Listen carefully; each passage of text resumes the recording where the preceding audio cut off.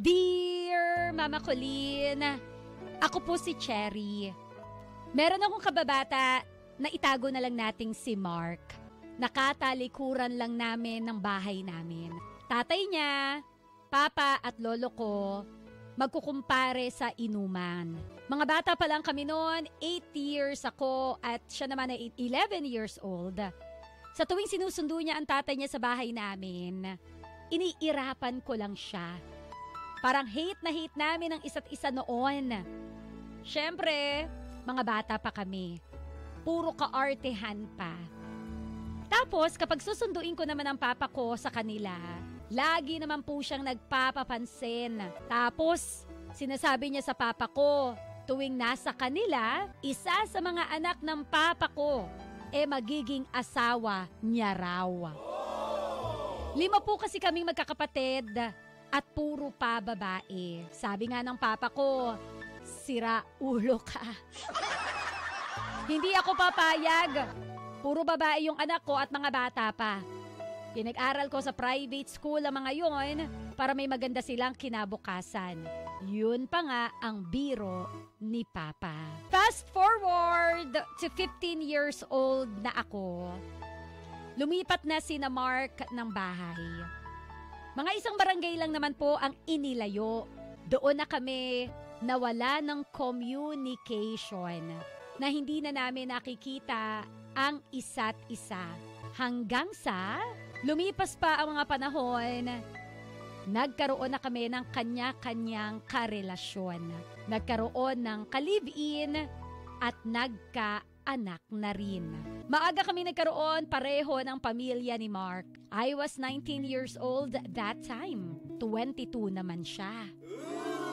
Pero sa kasamaang palad, tila pareho kami ng kapalaran. Dahil ako po ay nahiwalay sa aking partner noon. Ganon din po siya.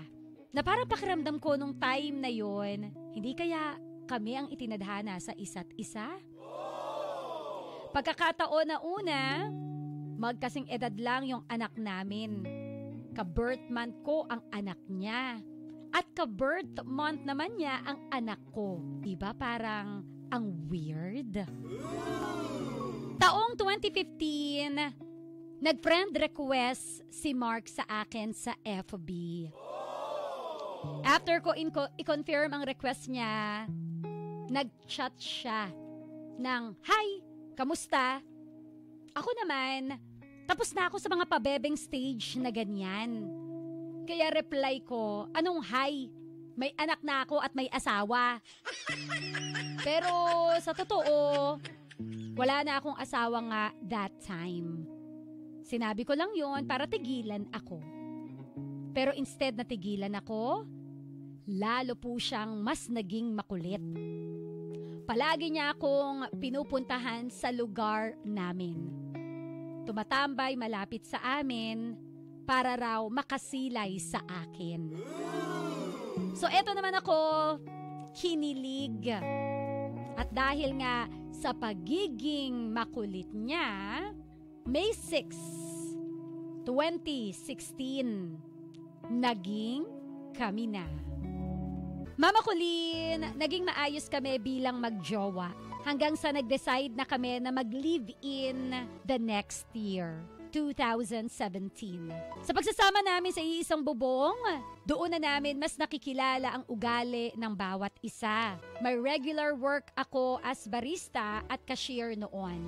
At sa nature ng trabaho ko, hindi po maiwasan na may magandahan sa akin or maseksihan kasi napaka-hot ko nga naman talaga noong mga panahon na yon. Kaya etong si Mark, puro selos na lang siya. Then, binuntis niya na po ako that same year. At kung kailan buntis na ako, mas lumala pa po yung selos niya. Kasi bakit daw napaka-sexy ko magbuntis?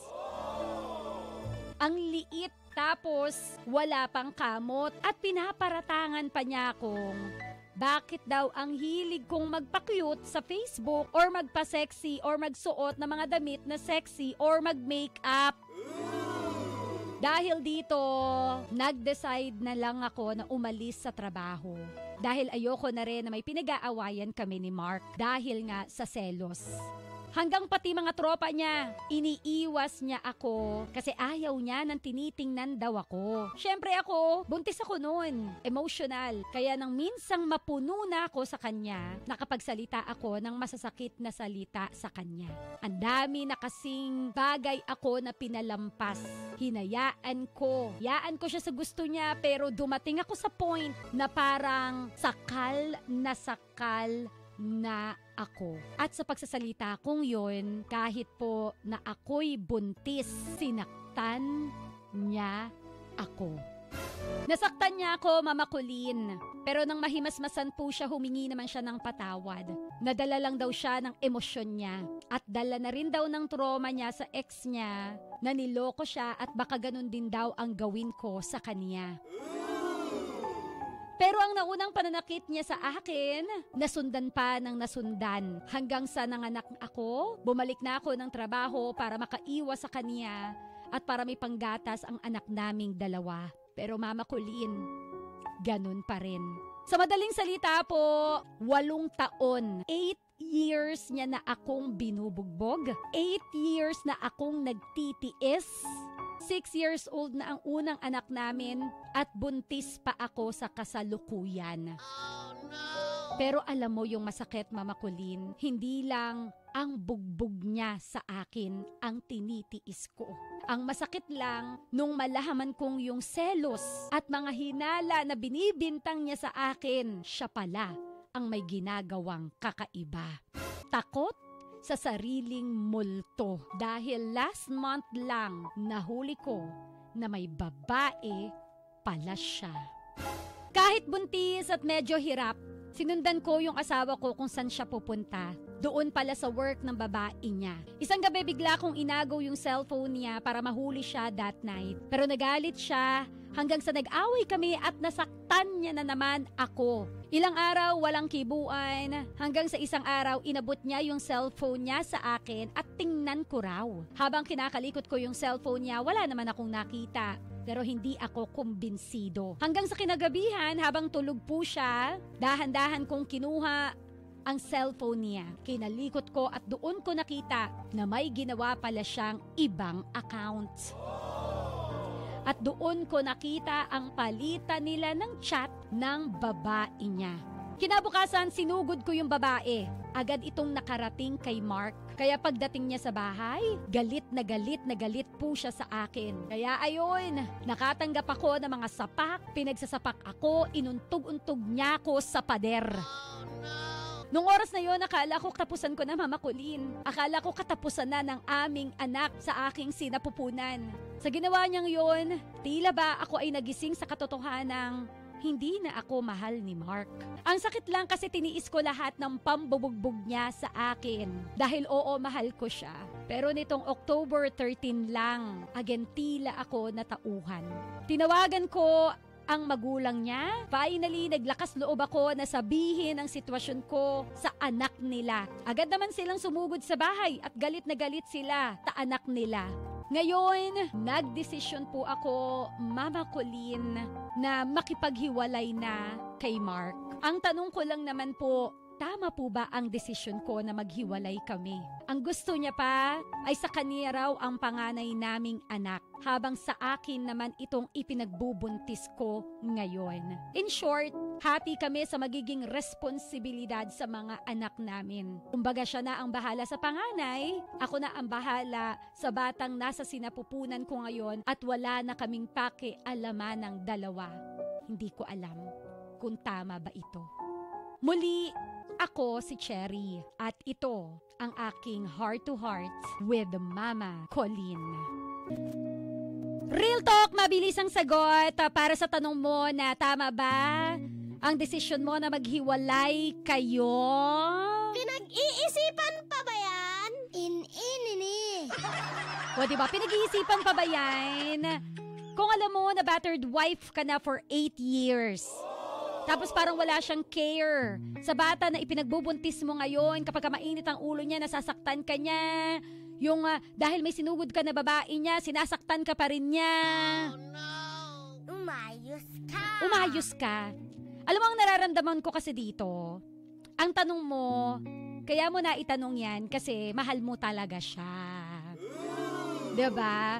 So siguro ang tamang tanong dito, Mama Colleen, paano ko po ba kakalimutan ang taong ito? Diba? Kasi ngayon, tama ba yung ginawa mo again? Pinag-iisipan pa ba yan? Hindi na pinag-iisipan yan. Clearly, sa'yo na mismo nanggaling, unang mensahe mo pa lang, Mama Colleen. Mama Colleen, gusto ko marinig yung kwento ko. I am a battered wife for 8 years. Alam mo na clearly na may mali. Klarong-klaro na may mali. Number 1, red flag yan. The moment na sinasaktan ka na ng lalaki, hindi po tama yan. Kahit sabihin pa natin na baka may mali kang ginawa, kasi may mga ganyan may mga victim blaming na baka kasi masyado kang bungangera. Bakit nga kasi nagpapakyut ka may asawa ka na? O kaya ka siguro nasasaktan dahil nagpapakyut ka pa sa Facebook. Ano ba yun? Alam mo, napipikon ako. Sorry Gina G. Napipikon ako sa mga ganyang tipo ng partner na kapag alam mo yun, pag nag-aayos ka, kapag nagme-makeup ka, yung sasabihan ka na, sino pinapakyutan mo? Hindi mo pwedeng gusto lang niya magpakyut kasi she feels good. Kapag feeling niya presentable siya. Kapag losyang naman ng babae, ayan kasi losyang ka, hindi ka nag-aayos, ng babae tuloy yung asawa mo.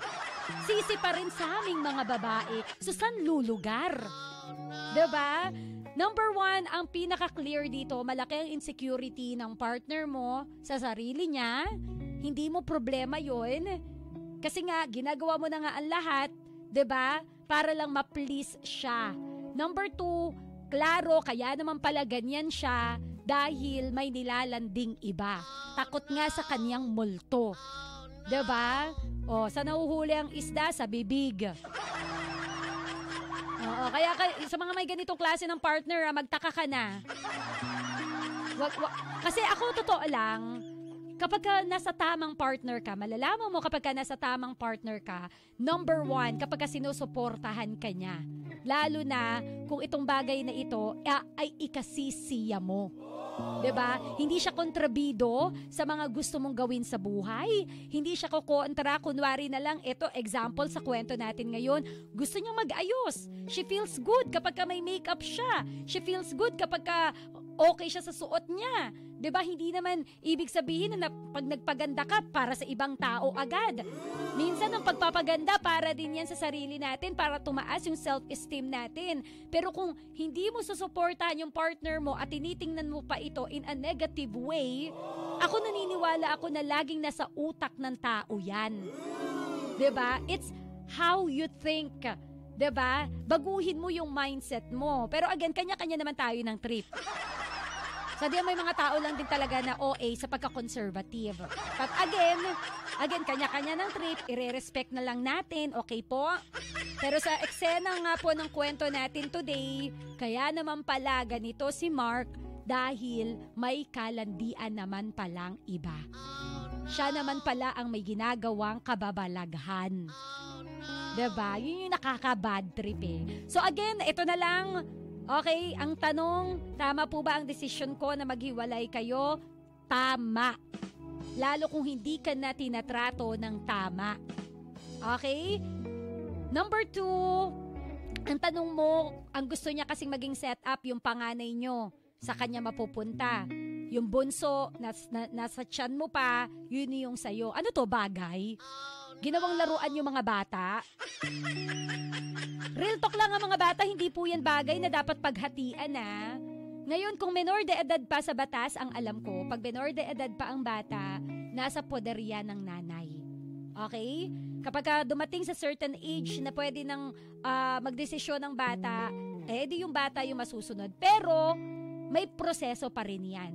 Aalamin pa rin yan ng DSWD kung dapat kanino yung mga bata, sino yung mas may responsibilidad sa bata. Again, when it comes to legality, kung kanino dapat ang bata mapupunta, pagkasunduan nyo na lang po sa barangay. Ngayon, pwede kang mag-file ng kaso laban sa kanya, sa pambubugbog niya.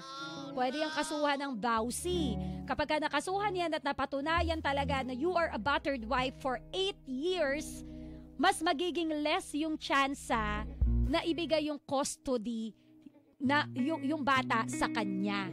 Ang alam ko So again, para na lang sa kalinawan mo, kung ayaw mo ng ganung setup na pinopropose niya, might as well magharap kayo sa barangay. At syempre, kung lahat ng ebidensya, kung gusto mo siyang kasuhan, lahat ng ebidensya na meron ka, dapat hawak mo yan. Dapat wala kang dinilit, kung meron kang nakitang konbo, kung meron kang picture na nakuhanan mo, yung pagsundo niya sa babae niya, o dapat meron ka yan para lang mas may laban ka sa kasong ito. Okay? So, yun lang yun. So, hindi na pinag-iisipan yan, be. Wag na nating dagdagan yung 8 taon na battered wife ka. Baka mamaya maging battered chicken ka na pagdating ng panahon. Alright? Oo. Wag na nating antayin na mababalitaan ka na lang namin. Si Mrs. pinukpok ng ganito ng kanyang asawa. Diba? Know your rights. Alamin mo yung karapatan mo. Diba? Any form of abuse, lalo na yung physical na yan, kung nasimulan pa lang sa umpisa, sana hindi mo na hinayaan pa. Pero kung may pagkakataon ka ngayon na makatakas na, tumakas ka na. Kasi again, you have a choice. Again, huwag kang magsettle for less because you deserve better. Alright? So, ka-winner, yan po ang kwento ni Cherry. Ang dami-dami ng gigil na gigil dito sa text line.